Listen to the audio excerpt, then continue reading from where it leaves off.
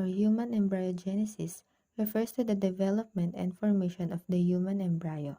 The development of an individual begins with fertilization.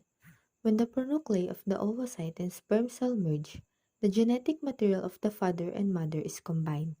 Fertilization takes place in the broader section of the fallopian tube. The sperm cells pass through the zona pellucida and the attached follicles into the female gametes. This process is called impregnation. After impregnation, the female and male genetic material from the nucleus and the sperm head with a half a set of chromosomes each are present as pronuclei in the oocyte.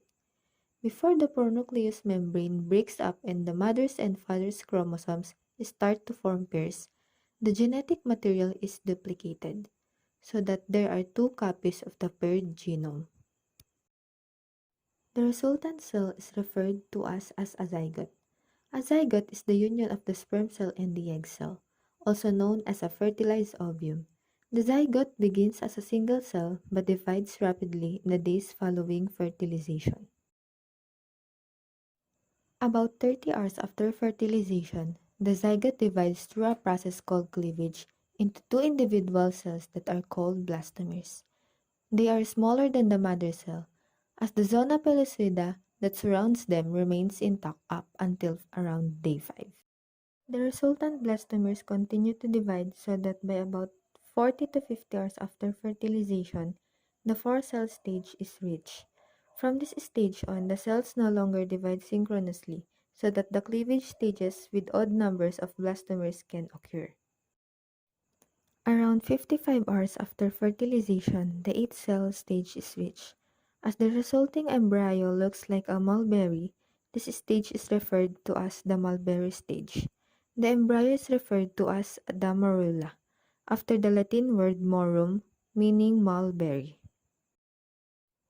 Blastulation is the process in which the morula changes into a fluid-filled ball of differentiated cells called a blastocyst.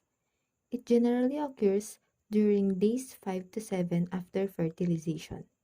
The major parts of the blastocyst are an internal cell mass called the embryoblast, which will develop into the embryo, an external layer of cells called the trophoblast, which will develop into the fetal part of the placenta and other extraembryonic structures, and a fluid-filled cavity called a blastocele.